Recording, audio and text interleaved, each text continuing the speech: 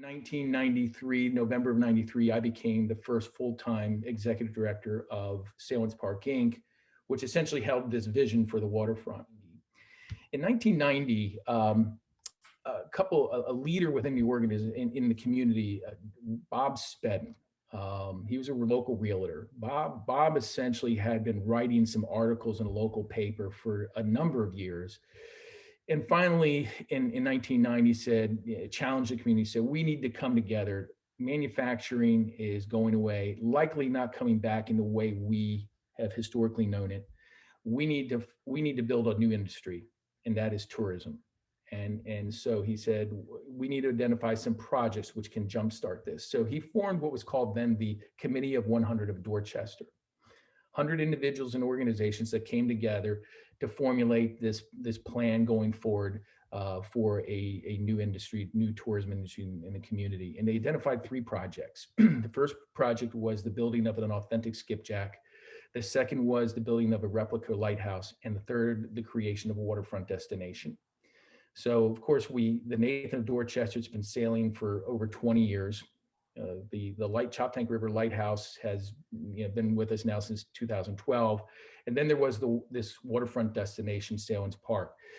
The committee realized that this was a huge undertaking and they needed to spin this one off. So they spun it off and created a separate nonprofit development corporation, Sailwind Park, Inc. And that was formed just before they hired me as the first executive director.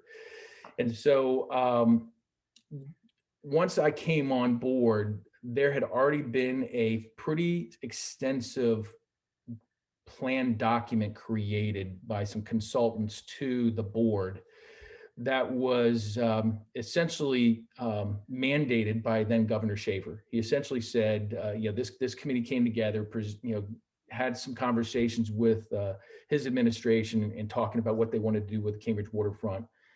He came down, he said, put together a plan and show me how you're going to do it. And more importantly, show me that you've got support at both the city and county level.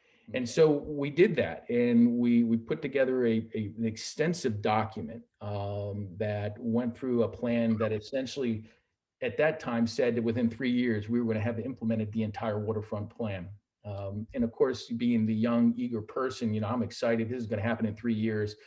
I quickly realized that there was no way in, 3 years it was going to happen. And of course, now 25 years later, understanding what it takes just to do small things, you get an appreciation for what a project of this magnitude takes in the long run. So we then got the support of Governor Schaefer in a big way. He identified, the visitor center was identified as a key first element of the project because it was going to really attract people off of Route 50.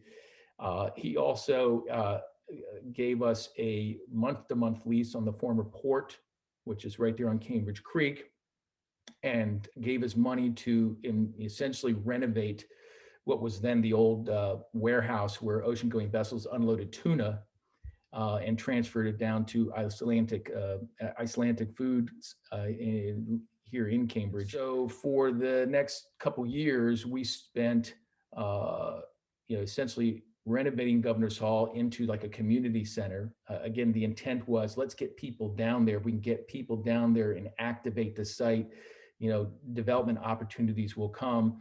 And at the same time, let's work on some of the public elements, i.e. the visitor center. There's the beach down there. We did we put an amphitheater in, a playground. We had also hoped that some of the commercial development would quickly follow. And that we started to realize how difficult that was. But we nonetheless continued to pursue. So the chairman of the board and I one Saturday morning met with a childhood friend of his who happened to be the VP of development for Hyatt. And we sat down with him and showed our vision. And okay, so that is what Bob Spedden, the chairman of the board of Sailwind Park, Inc., back in the early 90s called his pretty picture. Up in this area here, this is Cambridge Creek. Here's Route 50, and here is the fishing pier. Yeah. So from a scope, you're talking about from Cambridge Creek all the way to the fishing pier. That is in totality considered Sailwind's Park.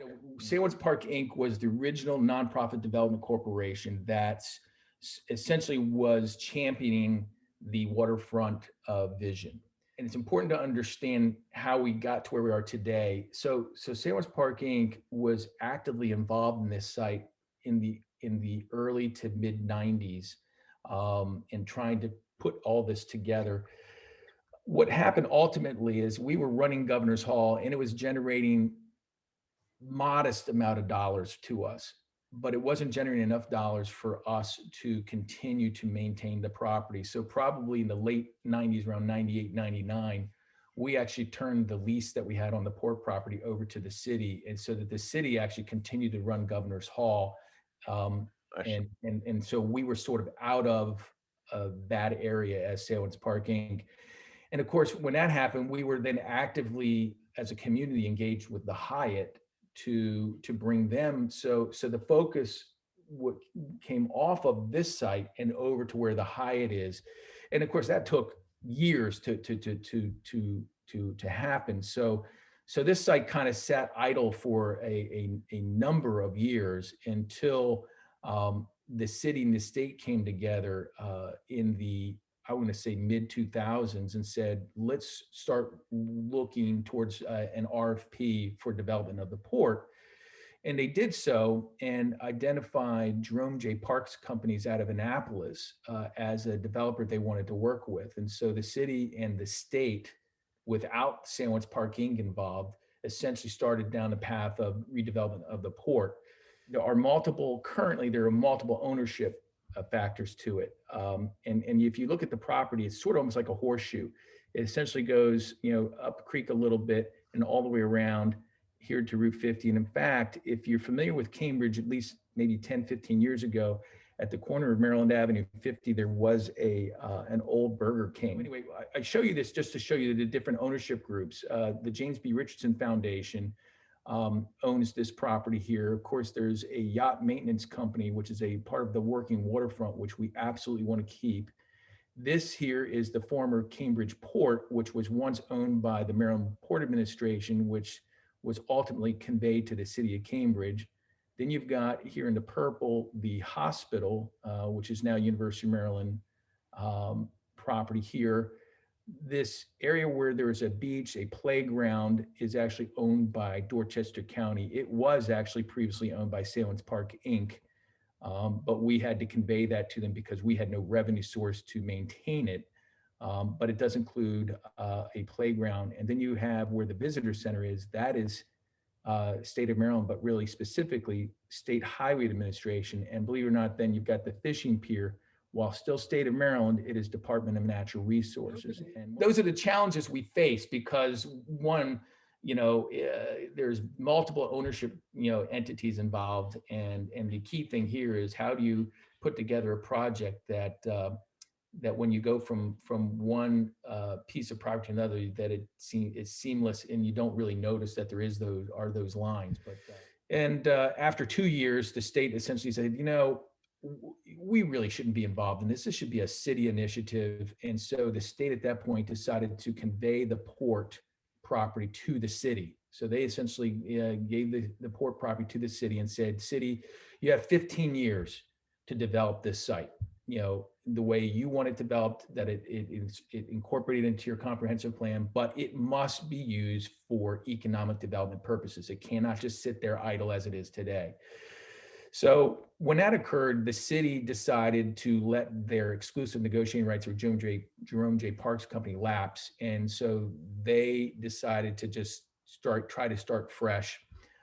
In the meantime, they hired they allowed a couple outside groups to run Governor's Hall. That continued for a couple years until roughly 2018, when the decision from the hospital was they were going to move off the waterfront and onto Route 50. And I will tell you, David, that was a game changer for this project.